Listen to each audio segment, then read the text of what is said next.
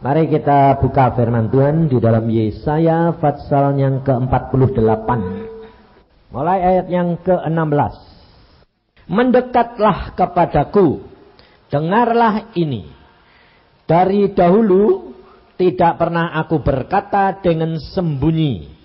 Dan pada waktu hal itu terjadi, aku ada di situ.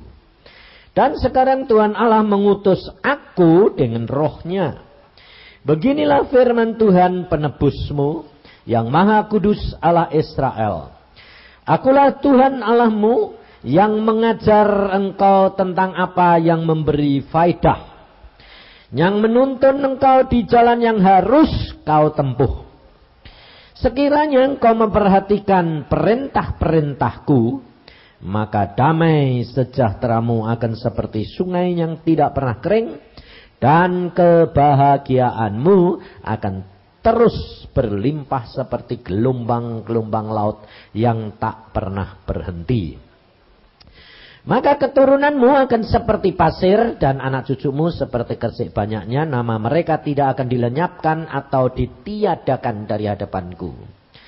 Keluarlah dari Babel, larilah dari Kasdim, beritahukanlah dengan suara sorak-sorai dan kabarkanlah hal ini. Siarkanlah itu sampai ke ujung bumi. Katakanlah, Tuhan telah menebus Yakub hambanya. Mereka tidak menderita haus ketika ia memimpin mereka melalui tempat-tempat yang tandus.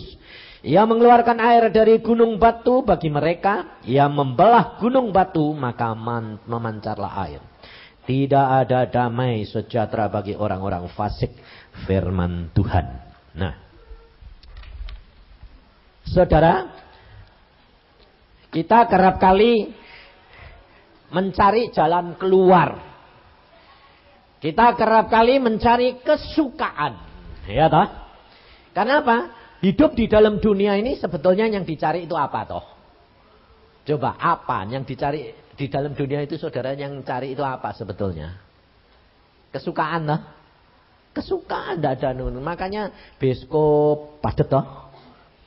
Karaoke, night club, ya toh? Itu penuh, saudara. Kesukaan. Karena apa? Karena manusia itu tidak pernah mendapatkan kesukaan yang abadi. Tapi di gereja, kenapa kok sekarang nggak bisa penuh, saudara? Padahal sebetulnya sumber kesukaan itu adanya di dalam Yesus. Tapi kenapa kok gereja itu nggak bisa penuh? Hari ini pindah sana, pindah sini, sampai saya tadi kebingungan. Yang jemput saya macet di tengah jalan, saudara. Tadi saya di hotel ditelepon, Pak, macet, ada demonstrasi di Cikini. Tidak bisa jalan saya. Jadi saya ini pinjam telepon di rumah tangga. Terus bagaimana, Pak? Tidak, kamu telepon saja sama Iwan, katakan bahwa saya datang sendiri, naik taksi. Loh, gampang loh. Ya toh, kok minta lagi Iwan suruh jemput ke sana lagi. Nah, nanti saya datang sini jam berapa? Saya bilang gampang. Udah, kamu tunggu sampai jalan, kamu nanti pulang balik ke Jayakarta. Untung loh, saudara, saya tuh tanya sama dia. Hari ini itu di mana? Nah, ini Iwan nakal itu, enggak dikasih tahu lagi. Orang-orang bilang, "Pak, nanti bicara di ya, Pak, di antara gedung antara." Nggak tahu, saya bilang. Duel saja toh. Oh ya. Pindah. Dari sana pindah ke sini, nggak dikasih tahu lagi. Untung saya tanya, Tuhan itu, saudara tahu, Tuhan tidak pernah terlambat. Nah, tidak pernah tergesa. Loh, ini loh, saudara mesti belajar. Loh, ini kan perkara kecil loh, ya toh. Tapi percaya, Tuhan itu ngatur baik. Semua itu dibikin apa? Simple, sederhana. Macet ya sudah, naik taksi, ya toh, gampang toh. Gak usah, cepet dong, aku kan pembicara. Loh, pembicara itu sebetulnya melayani Tuhan atau minta dilayani? Hah? Makanya itu banyak orang nyebut hamba Tuhan, tapi ngakunya hamba, tapi ternyata kelakuannya kayak duta. Maka dari itu, saudara, kita itu harus belajar. Karena apa? Karena dari dulu mula Tuhan Yesus sudah ngajar kepada kita apa? Sekiranya apa? Saudara dan saya itu memperhatikan perintah-perintah Tuhan, maka kamu tidak pernah apa? Susah, takut, khawatir, itu tidak pernah.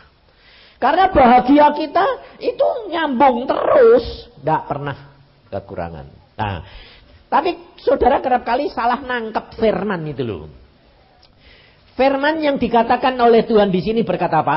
Roh Tuhan ada di atasku, maka itu dia berkata, perhati ini nih. Makanya ini saudara perhatikan. Beginilah firman ya. Dan sekarang Tuhan Allah mengutus aku dengan rohnya. Nah, saudara, dia mengutus aku dengan rohnya. Nah, ini bicara tentang siapa? Tuhan Yesus. Tuhan Yesus itu firman. Jadi firman, ngerti tak? Firman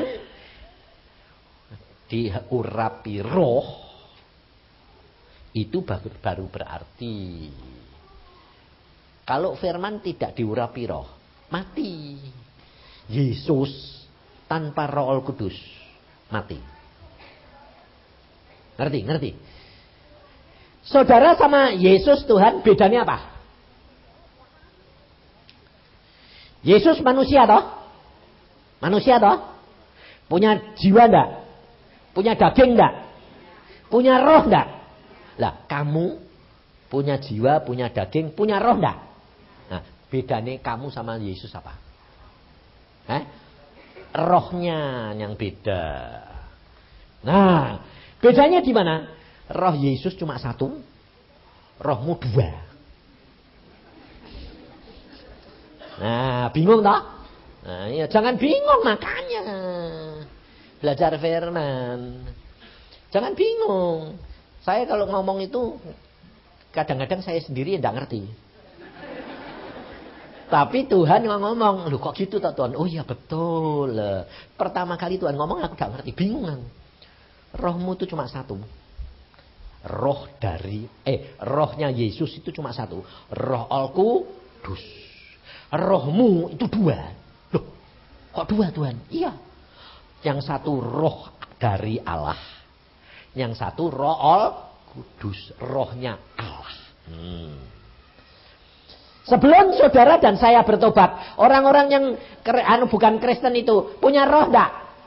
Wah, punya. Cuma roh dia itu persis roh yang dari Allah, itu sama dengan roh. Setan itu roh enggak? Roh siapa? Roh setan itu dari mana? Ayo. Setan itu dijadikan siapa? Tuhan. Jadi setan pun itu roh dari siapa? Allah. Jadi sama kamu toh. Lain sekarang ya. Nah, kalau saudara, ini bedanya. Saudara bisa berbuat dosa enggak? Bisa toh? Kenapa? Tapi Yesus bisa berbuat dosa enggak? Tidak. Karena apa? Karena dia rohnya Allah. Roh Kudus. Kalau saudara bisa berbuat dosa karena saudara roh dari Allah. Persis roh setan. Setan itu roh tapi dari Allah. Nah, jadi ngerti? Nah, Yesus itu firman. Jadi saudara perhatikan. Alkitab sekarang ini yang tertulis itu firman toh? Firman toh? Mati apa hidup? Hidup toh? Kapan hidupnya? Kalau diurapi roh, ada roh Al-Kudus. Nah, saudara dan saya dikatakan hidup enggak? Sekarang ini hidup toh? Karena apa? Ada roh Kudus. Maka dari itu saudara perhatikan. Sebab kita kerap kali tidak tahu bahwa apa yang dikatakan Yesus itu dia berkata, aku diutus oleh dan diurapi oleh rohnya. Makanya di dalam perjanjian lama pada waktu Tuhan Yesus membuka kitab ini, kitab Yesaya ini, dia bilang, hari ini firman yang kamu dengar genap. Genapnya di mana?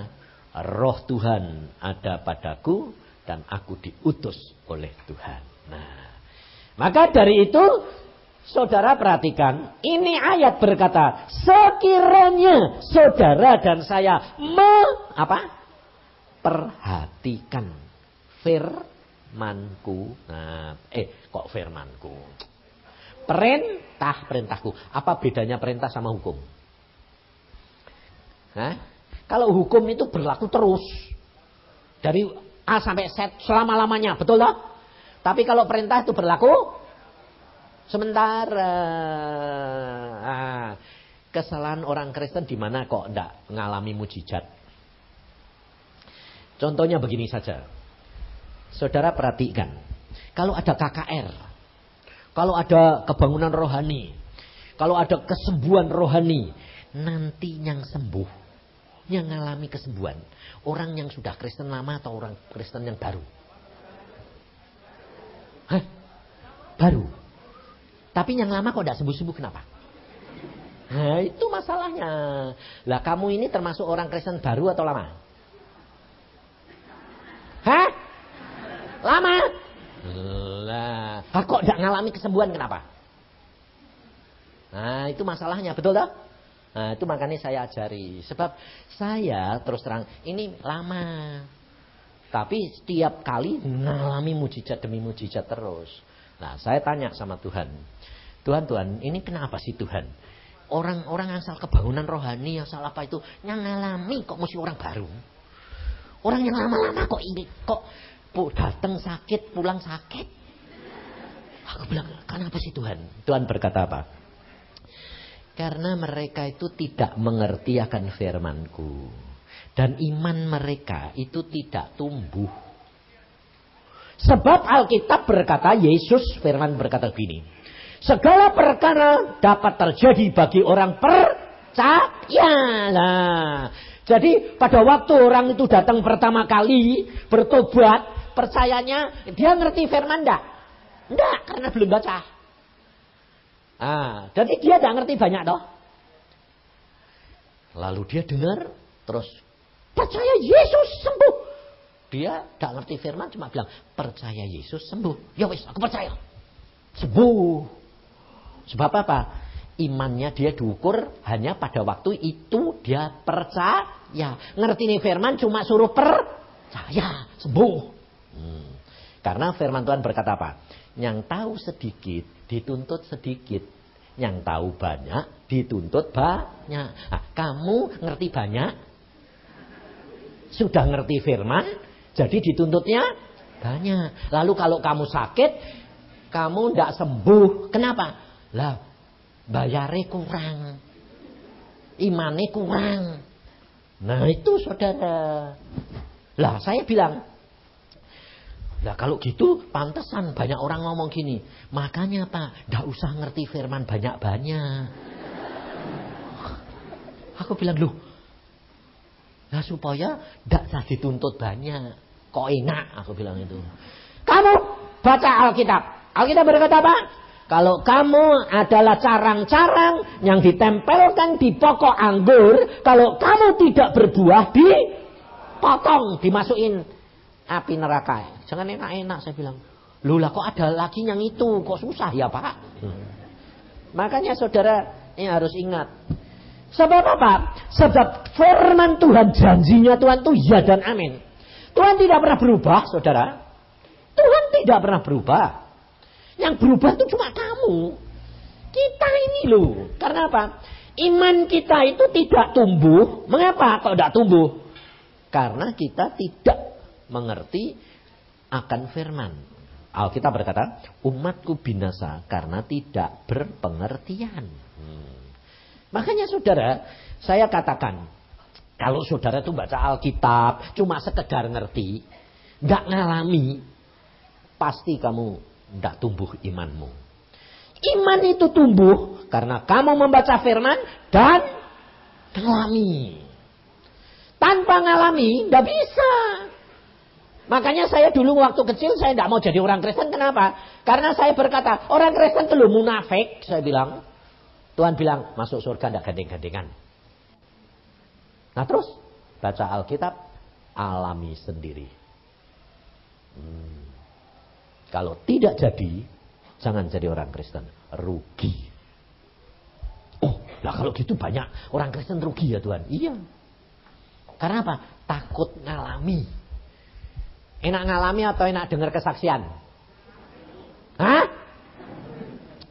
Ngomong sih gampang. Enak ngalami apa enak dengar? Ngalami? Ngalami apa? Ayo, ngalami apa? Mujizat? Mujizat. Ya? Mujizat apa? Kemakmuran. Terus kalau kemakmuran langsung ingetnya di sini Pak. Duit. Lah itu. Jadi kalau kamu gitu itu, lalu kamu itu ndak mengabdi kepada mamon ndak? Ayo, pikiranmu mamon terus loh. Nah iya itu. Makanya kamu tuh mesti tahu wataknya Tuhan. Tuhan itu watak itu aneh. Ndak gampang dimengerti. Sebab kalau saudara itu ndak kenal dia, ndak bakal bisa ngerti. Ndak ngalami, ndak bisa ngerti. Kenapa? Tuhan itu punya watak yang salah satu yang aneh. Kalau kamu mau, dia ndak mau. Kalau kamu ndak mau, dia mau. Ayo, itu satu watak yang aneh. Saya tanya, Tuhan, kenapa sih? Kalau aku mau kok kamu ndak mau? Kalau aku ndak mau, kamu mau. Tuhan bilang, sebab aku mau mengajar kamu. Kamu harus tahu bahwa aku itu otoritasku tidak bisa diganggu-gugat. Aku sudah membeli kamu dengan harga tunai, darahku. Jadi kamu bukan milikmu lagi. Tuhan mau menyatakan bahwa dia punya otoritas. Saudara sudah dibeli bahwa kamu tidak milik kamu lagi. Tapi kamu milik Yesus. Ya dah? Sadar? Mau jadi orang Kristen itu akibatnya kayak gitu itu. Konsekuensinya saudara miliknya Yesus. Nah, kalau milik Yesus, Yesus mau ngapa-ngapain sak sukae enggak? Ya dah? Nah, kamu dilakukan sak sukae mau enggak? Loh, sekarang tidak paling jawab itu. Nah ternyata kamu itu nyerahin Yesus cuma kalau kamu enak. Makanya gereja itu biskup sama night club itu penuh, judi penuh. Gereja itu kurang. Kenapa? Karena gereja itu kumpulan orang penuh dengan pergumulan. Lihat, harusnya kan orang yang penuh dengan sukacita. Tapi kenyataannya penuh dengan pergumulan. Kenapa saudara? Karena saudara bisa jadi Kristen karena masalah. Betul dah? Kalau tidak ada masalah, tidak cari Yesus. Nah, sudah jadi Kristen, ternyata masalahnya belum selesai-selesai. Jadi gumul terus. Sehingga orang dunia lihat masuk gereja, kok gumul terus. Nah, dia cari orang yang tidak ada gumul. Nah, yang di sana. Sebab apa? Kekristenan itu gini. Permulaannya tidak enak, lama-lama enak. Kalau dunia itu permulaannya enak, lama-lama neraka. Iya dah? Nah, tapi Yesus itu lucunya luar biasa.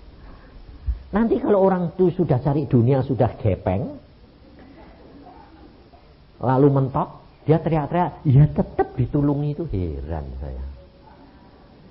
Karena apa? Tuhan itu penuh dengan kasih sayang. Saudara tahu. Nah, tapi yang jadi rugi itu orang Kristen nggak tahu. Karena apa? Kalau kasih sayang itu maunya dituruti segala keinginannya. Nah itu kesalahan saudara.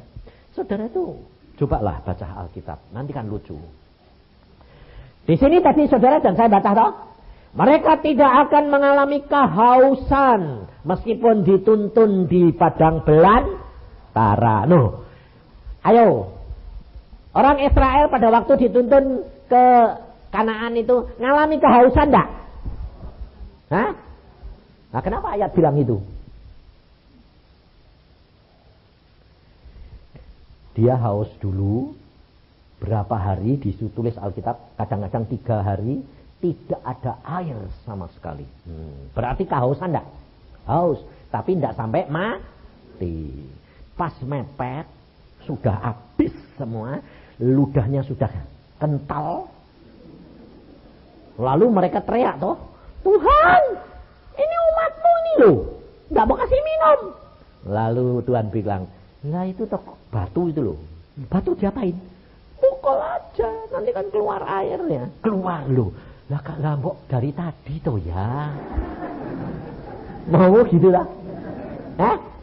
Pas kebutuh air, terus batunya mbok pukuli gitu dah. Nah itu salahnya. Batu itu bisa keluar air karena apa? Firman Allah yang diurapi Roh Kudus. Ngerti? Yesus bisa mengadakan mujizat itu, Yesusnya atau Yesus sama Roh Kudus? Yesus dan Roh Kudus. Ada ayatnya, saudara. Supaya saudara itu tahu, jangan dipisahkan. Yesus tidak bisa dipisahkan, saudara, dengan Roh Kudus. Saudara baca di dalam Lukas. Lukas pasal yang kelima ayat 17. Pada suatu hari ketika Yesus mengajar, ada beberapa orang Farisi dan ahli Taurat duduk mendengarkannya. Mereka datang dari semua desa di Galilea dan Yudea dan dari Yerusalem. Kuasa Tuhan, perhatiin, kuasa Tuhan menyertai dia sehingga ia dapat menyembuhkan orang sakit. Nah, kuasa Tuhan ini yang mana? Nah, baca di dalam Kisah Rasul pasal yang pertama. Supaya saudara nanti kalau mengalami dalam segala kesulitan semuanya ini, saudara praktek. Sebab Yesus sudah berkata, Aku, guru dan Tuhanmu, memberi kamu contoh dan teladan. Supaya saudara dan saya bertindak sama dengan Yesus. Karena Tuhan Yesus berkata, seperti aku diutus Bapa, aku mengutus kamu. Jadi sama loh. Nah, tapi bedanya iman kamu harus sesuai dengan kebutuhan yang dituntut Tuhan. Sebab segala sesuatu dapat terjadi bagi orang percaya. Jadi sesuai iman. Nah, Kisah Rasul pasal 1 ayat yang ke-8. Tetapi kamu akan menerima kuasa. Loh, betul tak? Sama tak? Kuasa yang ada di dalam Yesus. Sekarang Tuhan Yesus ngomong, ini Tuhan Yesus ngomong. Dan kamu akan menerima kuasa. Nah, kalau apa? Roh Kudus turun ke atas kamu. Dan kamu akan menjadi saksiku di Yerusalem, di seluruh Yudea, Samaria, sampai ke ujung bumi. Jadi, saudara perhatikan. Saudara dan saya akan terima kuasa kalau Roh Kudus turun atas kita. Nah, padahal Roh Kudus sudah ada di dalam kamu apa belum? Ada toh? Ada toh? Nah, kenapa kamu tidak punya kuasa? Nah, itu yang kamu tanya toh? Padahal Roh Kudus sudah turun, sudah ada di dalam diri kita. Tapi kenapa tidak ada kuasa? Nah, bedanya di sini, saudara. Kamu perhatikan. Petrus pada waktu dia jalan dengan bersama-sama dengan Yesus, Tuhan Yesus, makan tidur, Tuhan Yesus membuat mujizat. Petrus lihat enggak? Petrus percaya enggak? Percaya. Ya tak? Tapi Petrus punya kuasa enggak? Enggak ada. Ya tak? Salah satu, orang kalau punya kuasa takut enggak? Orang kalau punya kuasa, takut enggak? Enggak. Contohnya, pada waktu Pak Harto dulu jadi presiden. Anaknya naik mobil, melanggar. Takut sama polisi enggak? Kenapa? Karena punya kuasa. Betul? Nah, jadi, kamu kalau punya kuasa, takut, khawatir pada? Harusnya enggak. Tapi kenyataannya, Takut tak? Masih khawatir tak? Karena tak punya kuasa. Mengapa? Nah, perhatiin. Petrus pada waktu dia ikut Yesus, dia lihat mukjizat, dia lihat semua. Petrus percaya. Tapi Petrus penuh dengan ketakutan. Jalan di atas air, sebentar lagi ngerasain angin, gelombang, takut, tenggelam. Betul tak? Tidak punya kuasa. Kenapa? Karena belum terima Roh Kudus. Tapi setelah Yesus mati di atas kayu salib, kemudian dikubur, Yesus bangkit, lalu Roh Kudus belum turun, Petrus sudah terima Roh Kudus apa belum?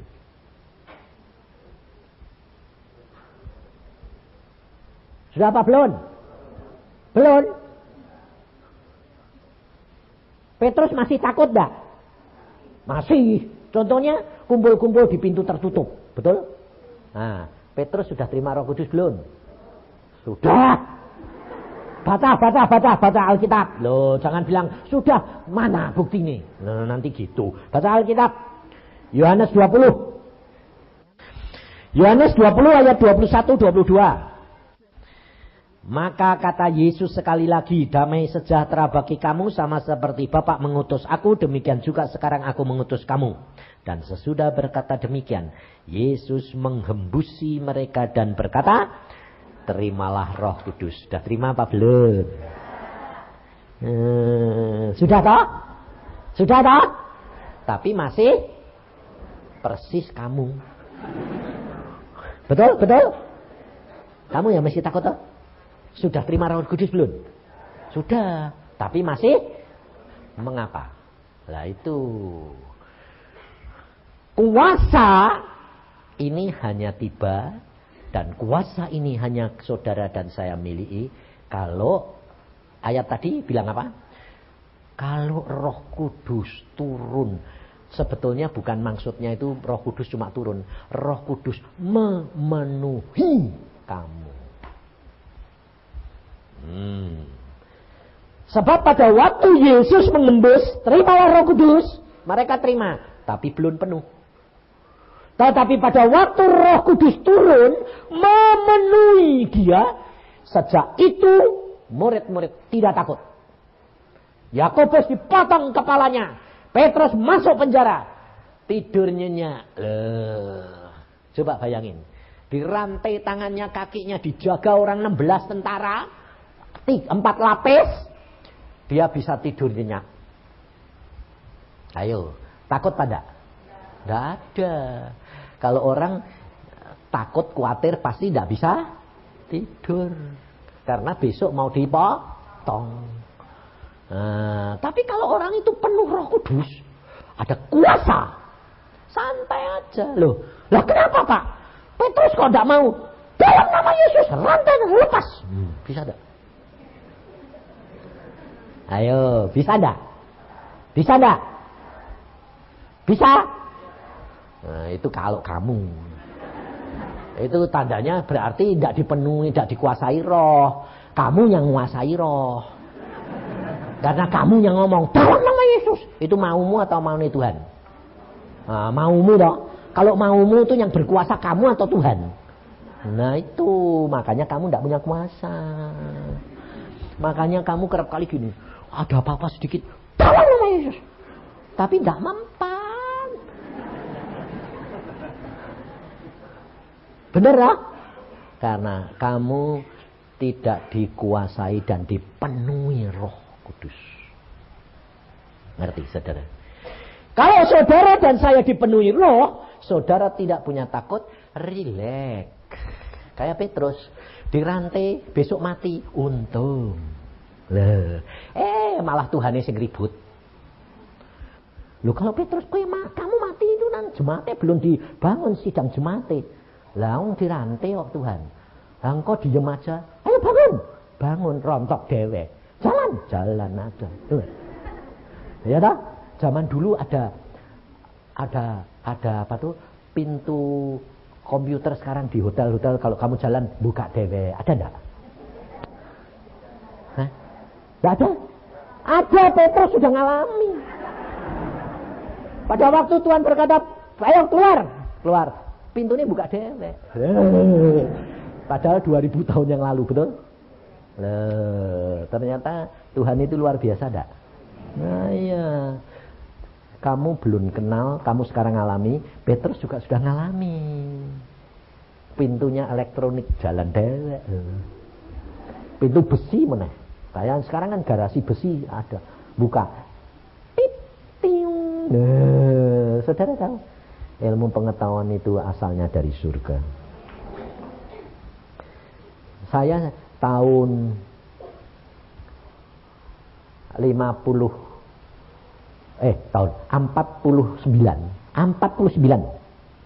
saya sudah punya otak komputer. Saya sudah punya otak fotokopi. Saya sudah punya otak kaset. Tapi pada waktu itu gak ngerti itu fotokopi, itu kaset.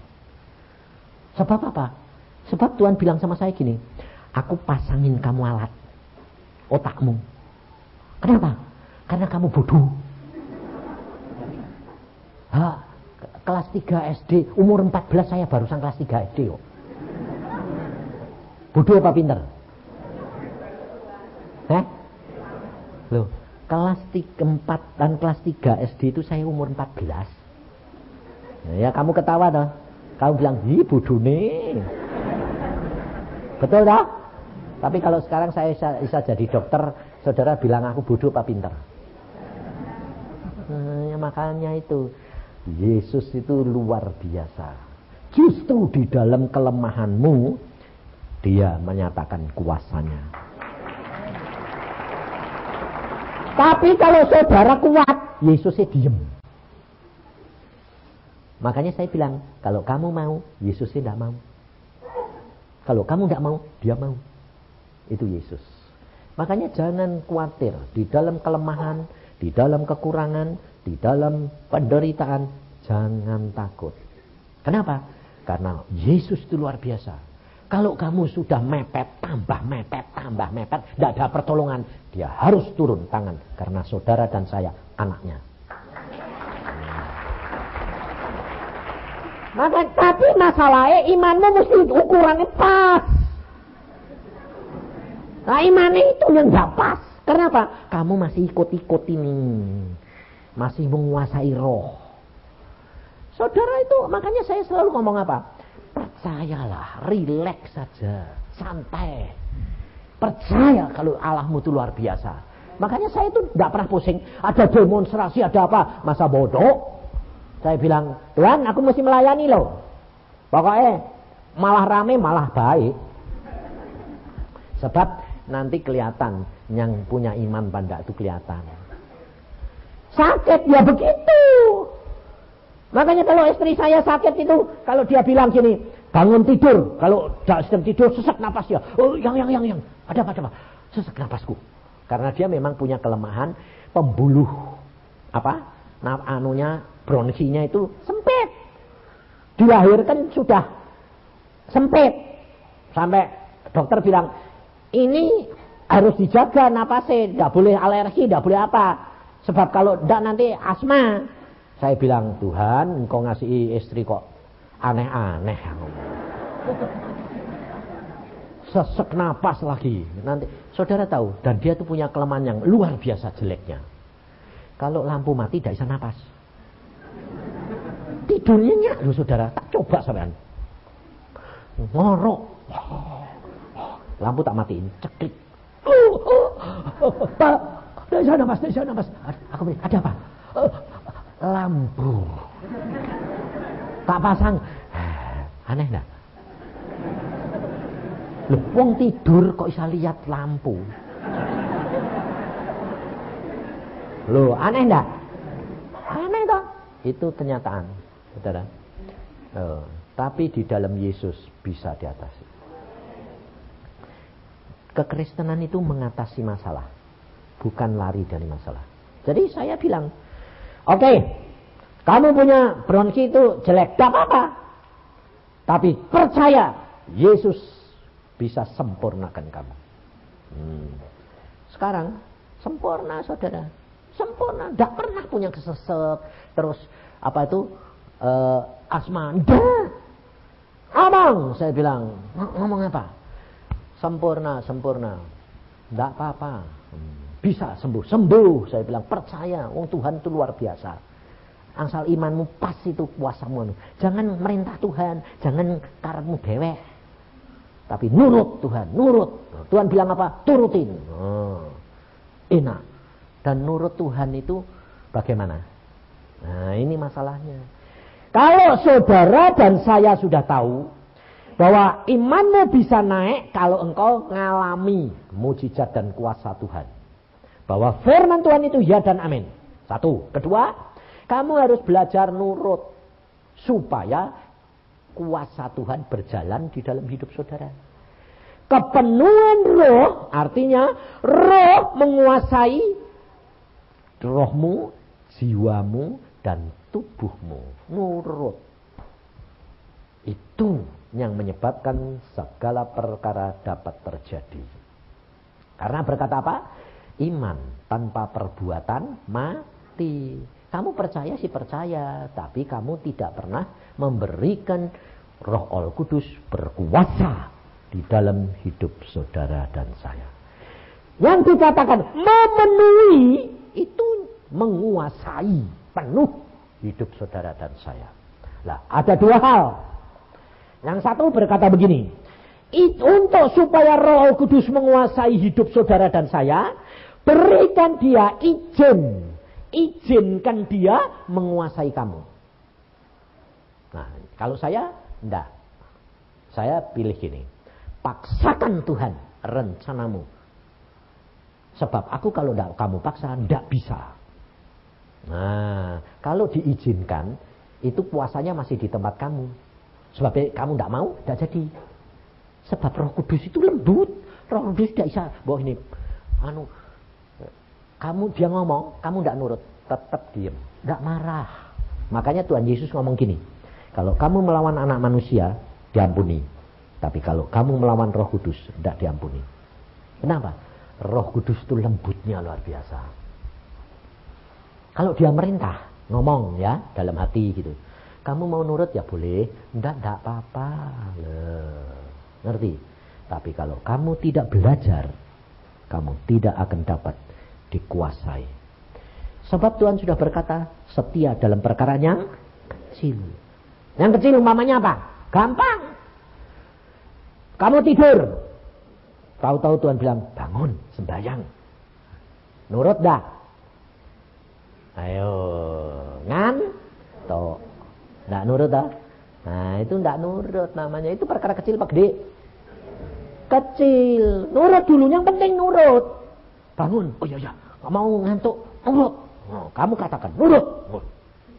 Terus lutut sembahyang. Meskipun mbek ngantuk-ngantuk. Sampai akhirnya ngorok. Gak apa. Tahap pertama, nurut. Meskipun tidur di hadirat Allah. Ngorok. Tapi yang penting nurut dulu. Nanti lama-lama bisa nyangkal diri, terus sembayangnya kuat. Nah, yang kedua, nonton televisi, telenovela. Pas tegang-tegangnya, Tuhan bilang, sembayang. Nah, ditinggal atau tetap nonton? Pasti ngomongnya gini, sebentar Tuhan. Sebab Tuhan itu tidak pernah gini. Pas iklan, Tuhan bilang, sembayang. Pas iklan, sembayang. Tapi pikirannya di tele. Cepat-cepat, amin. Nah, gitu. Nah itu saudara. Kalau belajar setia itu perkara yang kecil. Setia dalam perkara kecil. Nurut. Nanti kan kau luar biasa. Sebab saya akui, alami saudara. Saya dididik Tuhan itu 33 tahun dengan cara apa? Tuhan bilang, nurut nak. Dan Tuhan itu disiplin saudara. Dia tidak pernah terlambat. Dan dia tidak pernah tergesa-gesa. Tepat terus. Saya ngalami sendiri. Tetapi kuasa Tuhan luar biasa.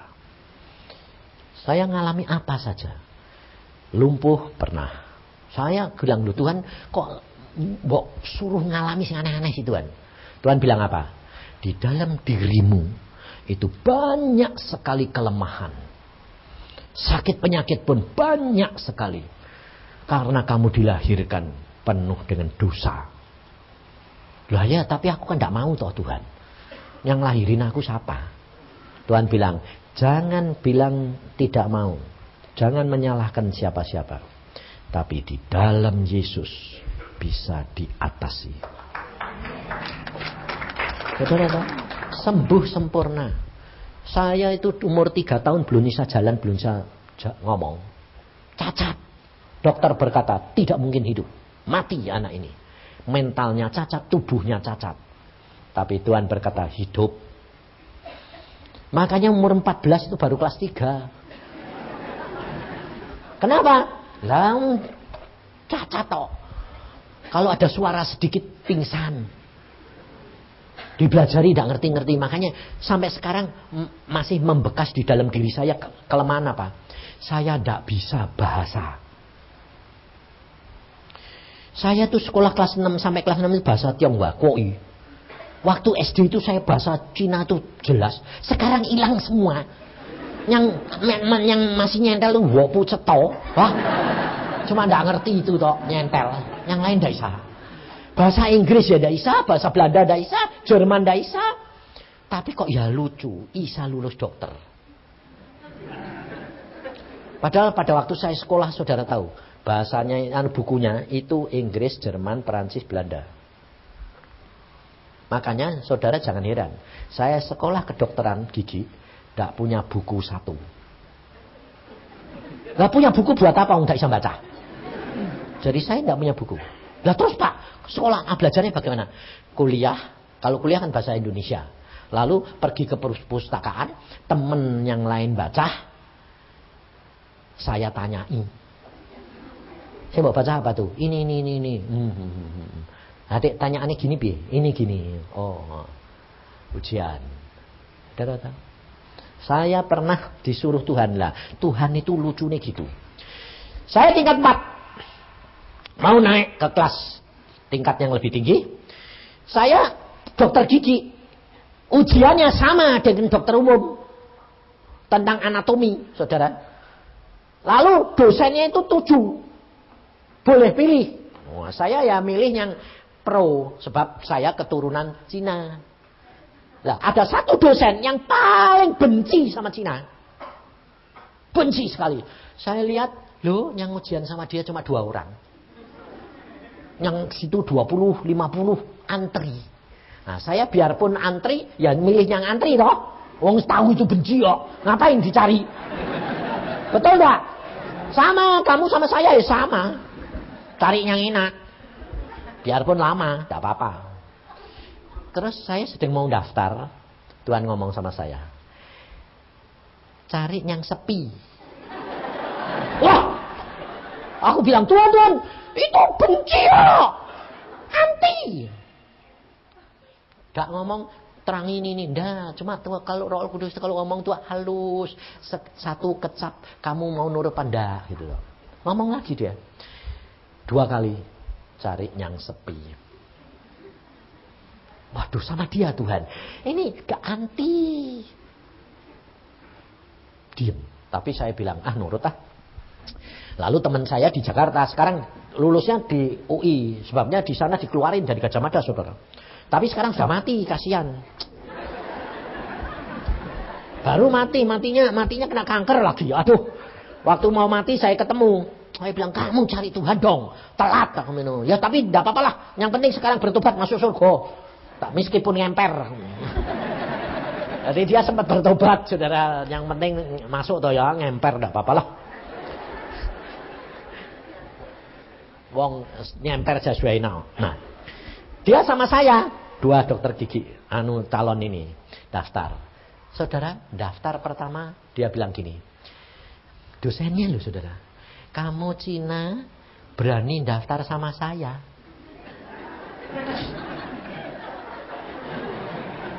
Kamu ini mau gantung diri. Waduh, ini kan maknyes toh ya. Aduh, aku bilang, loh Tuhan lihat ono. Tapi Tuhannya diam, percaya saja. Betul saudara. Oke. Aku bilang gini, Mas, Cina apa ndak Cina, aku dilahirkan di Indonesia, warga negara Indonesia kok Mas. Aku Indonesia kok Mas. Cina tetap Cina. Digituin saudara. Tapi ya sudahlah, nurut aja. Saudara tahu? Saya daftar, dia daftar. Dia ujian pertama gagal. Saudara dia bilang apa? Kembali 3 bulan. Aku tanya, suruh balik 3 bulan. 4 kali 3 bulan kan setahun. Out. 2 kali jatuh lagi, dia bilang, aku tak pindah Jakarta aja. Lulus di Jakarta. Tapi sama saya, saudara, saya masuk ujian. Tidak bisa. Saya lebih bodoh dari dia. Lalu dia geleng-geleng gini. Aku belum pernah ketemu Cina bodoh nih kayak gini.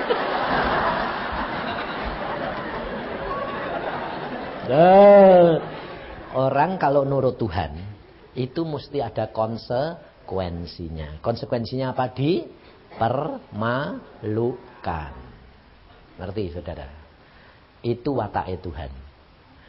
Kalau engkau mau punya iman besar, sedia dipermalukan. Contohnya perempuan si Kanaan, anaknya sakit. Dia bilang apa? Tuhan tolong anakku. Tuhan Yesus bilang, tidak layak diambil roti diberikan anjing. Dihina loh. Ayo, Tuhan Yesus sendiri loh yang ngomong. Masa manusia dianggap anjing? Tapi perempuan bilang, benar Tuhan. Oh, rela. Tapi anjing dapat remah-remahnya. Besar imanmu ibu. Anakmu sembuh. Sembuh enggak? Lah kamu ngalami enggak?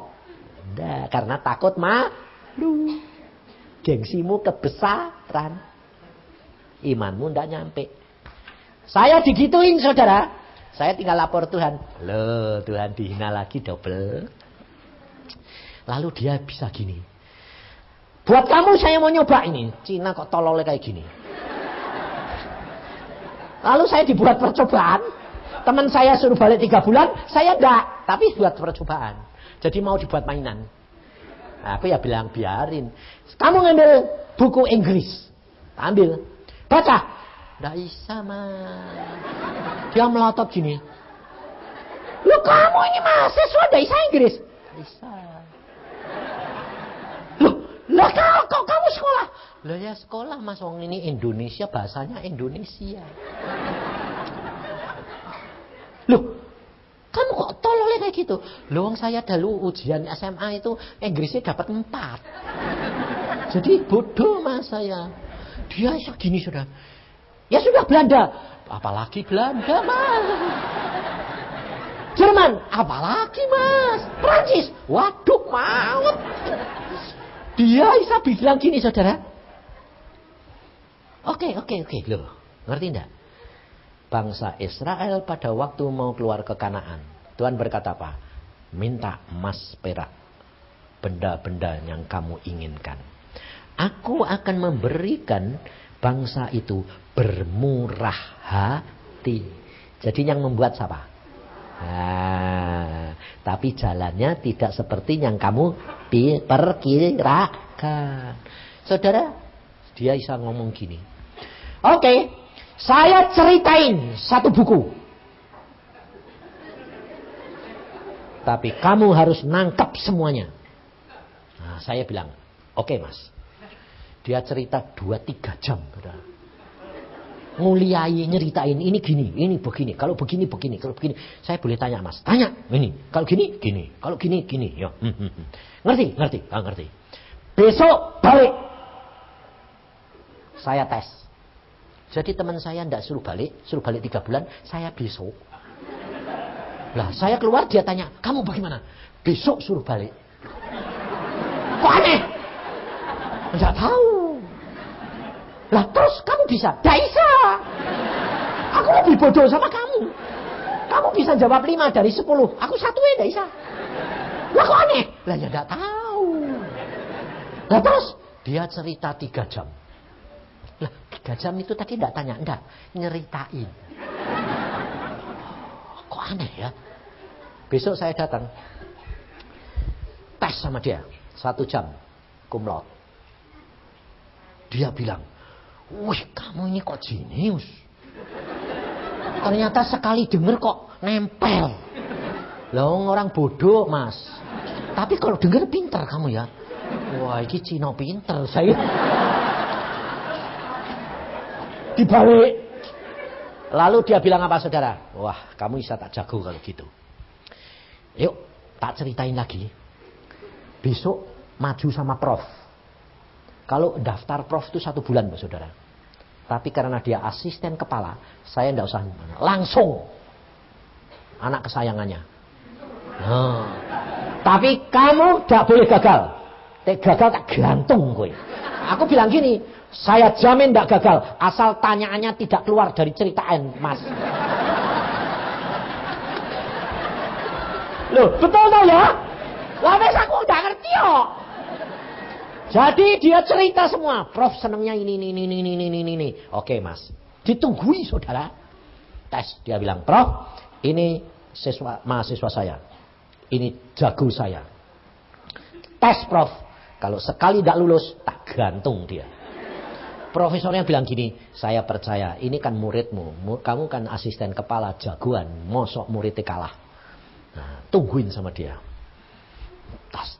10 tanyaan. Dia bilang, "Jago." Lah dia kok yang dites bukan aku. Lah ya toh, yang dites kan dia bukan aku. Wong dia sudah cerita sama aku. Jadi aku cuma jawab jadi perantara atau angtung. Lalu dia bilang, "Wah, saya dirangkul. Ini muridku." Saudara tahu, sejak itu dia bilang, "Satu-satunya Cina kok aku sayang." Nah. Ngerti, saudara? Tuhan mengubah kutuk jadi berkat. Tapi jalannya Tuhan bukan jalan kamu. Nurut, maka kuasa Tuhan akan berjalan dalam hidup saudara. Tidak usah takut, tidak usah khawatir. Berikan kesempatan Roh Kudus menguasai kamu. Maka kamu dan saya punya kuasa. Dan meskipun kamu sakit apapun, lalu kamu jadi orang Kristen, tambah lama tambah menanjak. Mujizat demi mujizat tetap kamu dapatkan. Ngerti, saudara? Saya sakit apa saja bablas semua. Tapi ada waktu. Yang penting itu apa? Waktu menantikan apa yang Roh Kudus perintahkan. Alkitab berkata apa? Sekiranya kamu memperhatikan dan nurut perintah-perintahmu, maka kebahagiaanmu tidak akan berhenti. Sukacita, damai sejahtera, dan bahagia terus menerus. Tidak ada takut, tidak ada khawatir. Relax.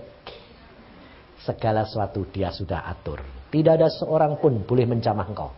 Penyakitmu tidak boleh kalau tidak Tuhan izinkan. Ada seorang ibu lumpuh, saudara. Ini Benny Hinn loh. Dia lumpuh, datang ke kebaktian. Sama Benny Hinn dipanggil. "Ibu, saya akan doakan supaya kamu berjalan sembuh." Jawabannya kaget enggak? Dia bilang apa? "Saya tidak mau sembuh." Kaget Benny Hinn. "Mengapa, Ibu?" "Kalau aku sembuh, aku tidak akan bertemu dengan Tuhan Yesus. Aku sudah antara mati dan hidup 6 kali. Setiap kali aku mau mati, saya ketemu Tuhan. Omong muka dengan muka. Dan Tuhan berkata, balik. Hidup lagi. Dan saya sukacita, biarpun lumpuh. Lalu mau mati lagi, parah. Lalu dia mau disembuhkan. Tuhan bilang, jangan. Naik ketemu Tuhan lagi. 6 kali mati hidup, mati hidup, mati hidup. Lalu dia mau disembuhin, jangan usah. Kalau aku sembuh, tidak ketemu Yesus. Di sana luar biasa. Saudara tahu, di surga itu luar biasa, saya alami. Saudara tahu, hidup dengan Yesus itu memang ya dan amin. Jangan takut, jangan khawatir. Belajar, berikan wewenang Roh Kudus menguasai kamu. maka engkau akan melihat kuasa Dia tetap berjalan dalam hidup saudara dan saya. Amin. Jangan bergantung manusia. Belajar sendiri. Supaya apa? Kamu mengalami pribadi. Amin. Mari kita berdoa.